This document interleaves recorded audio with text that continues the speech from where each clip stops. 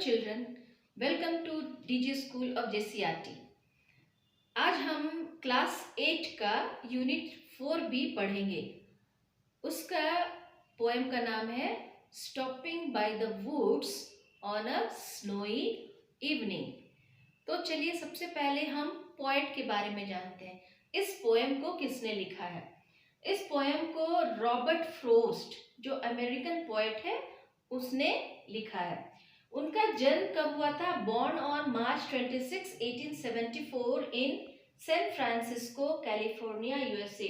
Robert Frost का जन्म 26 मार्च 1874 को सैन फ्रांसिस्को में हुआ था, जो कैलिफोर्निया में है। He was admired for his depiction of rural life of New England। यानी उसको लोग एडमायर करते थे। क्यों? क्योंकि वो रूरल लाइफ पे ज़्यादा ही एम्फसाइज करते थे। कहाँ का? न्यू इंग्लैंड का।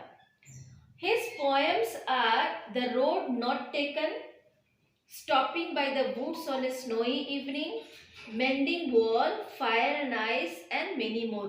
उनकी बहुत सारी कविताएं हैं।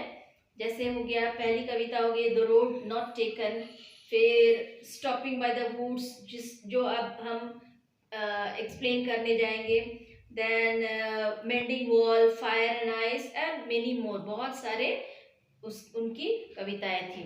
और उनकी कुछ कुछ कविताएं थी जिन्हें लोग एडमायर करते हैं।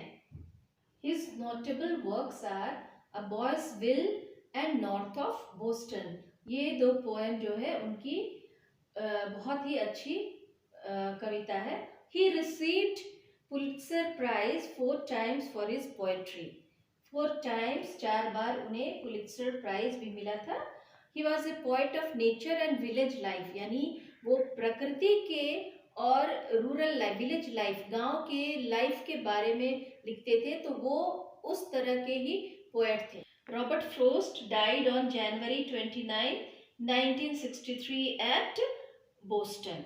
तो बच्चों, पोएम शुरू करने से पहले हम चाहते हैं कि आप लोग आंखें बंद कीजिए और अपने आप को इमेजिन कीजिए कि आप एक घने जंगल में हैं। आपको क्या दिखाई दे रहा है? कौन सी आवाज़ें सुनाई दे रही है? क्या वो सारी आवाज़ें आपको डरा रही हैं? तो यहाँ पे इस पोएम में भी पोएट क्या है, एक सर्दी की शाम अपने घोड़े पे सवार होके जाता है और रास्ते में एक जंगल पड़ता है। तो उस जंगल में वो वहाँ रुकता है और सोचता है कि वो वहाँ पर रेस्ट करेगा।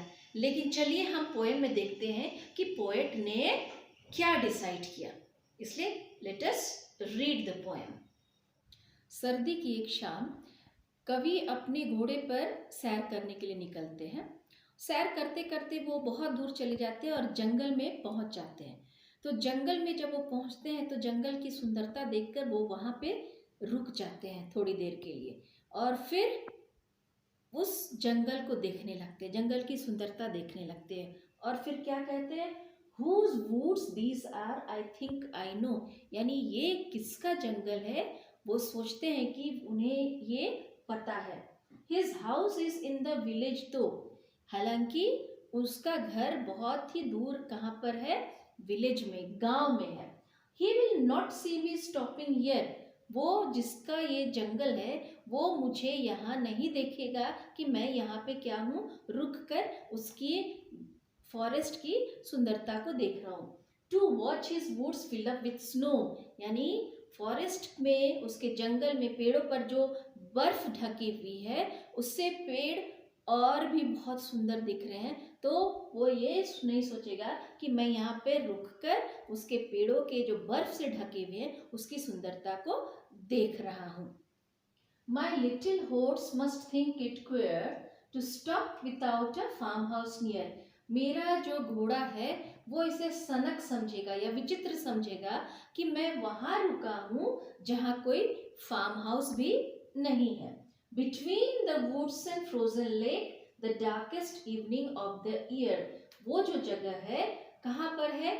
वुड्स, जंगल और बर्फ से जमी हुई झील के पास। और वो सबसे गहरी शाम होगी, पूरे साल की सबसे गहरी शाम होगी। थर्ड स्टैंजा में कवि ये कहता है कि he gives his harness bells a shake to ask if there is some mistake. यानी कि जब कभी उस जंगल में रुकता है तो उसके घोड़े ने हार्नेस बेल्स, हार्नेस का मतलब होता है लगाम, वो जो गले में बांधा जाता है उसमें एक घंटी रहती है, तो वो घोड़ा जो है अपने सिर को हिलाकर उस घंटी से आवाज देखता है कि क्या उसने कोई गलती की वहां रुककर। The only other sounds the sweep of easy wind and downy flake, यानी सब कुछ शांत है, बस एक ही आवाज सुनाई दे रही है वहां पे, वो हल्की आवाज आ रही है हवाओं की और बर्फ के पतले टुकड़े जो तैर रहे हैं उसकी आवाजें आ रही है। लास्ट स्टैंजा में पोएट क्या कहते हैं, the woods are lovely dark and deep but I have promises to keep, यानी जो वहाँ जो जंगल है बहुत ही सुंदर है, लवली सुंदर है, डार्क है काले है, एंड डीप डीप मतलब घने हैं, वहाँ जो जंगल है बहुत ही सुंदर है, काले है घने हैं, वो वहाँ रुकना चाहता है, पोएट रुक कर उसकी सुंदरता को देखना चाहता है, but I have promises to keep, लेकिन उसको प्रॉमिस जो उसने किया है उसे वो निभाना है। And miles to go before I sleep and miles to go before I sleep, यानी उसको पोएट को बहुत दूर जाना है जब तक वो रेस्ट न कर ले, सो न जाए। बिफोर आई स्लीप मतलब सोने से पहले उसको बहुत सारे काम करने।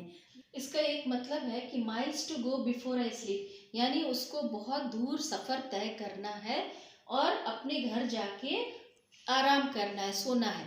इसका एक दूसरा मतलब इंटरनल मीनिंग भी है स्लीप का, डेथ, यानी उसको स्लीप डेथ होने से पहले उसे बहुत सारे काम को खत्म करने हैं जिसे उसने अपने परिवार के साथ प्रॉमिस किया है। तो बच्चों ये थे रॉबर्ट फ्रॉस्ट की कविता stopping by the woods on a snowy evening. Thank you.